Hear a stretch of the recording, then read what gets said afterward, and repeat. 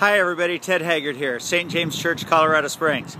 Hey, we're in Minneapolis, Minnesota, and yesterday we were at Discovery Church. It was awesome. Today we're doing a roundtable here. But last night, Gail and I watched the debate between Obama and Romney last night on C-SPAN, and in it he said if and when he becomes president, that the decision-making about the budget would be determined by whether or not it was worth borrowing the money from China to pay for something.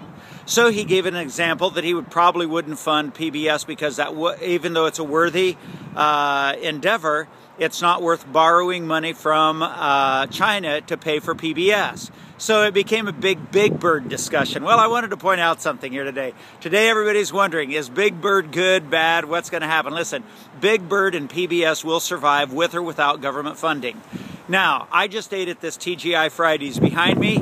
It does not receive government subsidies, and it's there. It served a great meal. We're staying at a Marriott. It does not receive government subsidies. It's there. If Planned Parenthood provides a good service, the public will support it. Without government subsidies, it will be there.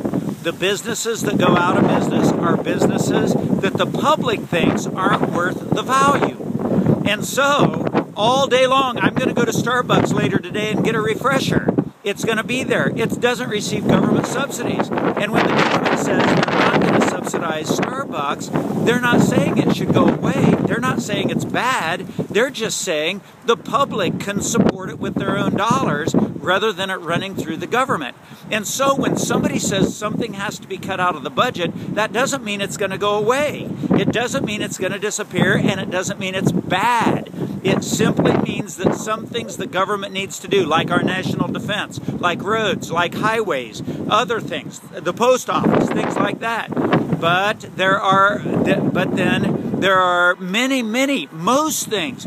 I just rented a car from Hertz. It's a Ford. Ford did not receive any government subsidies. It's there.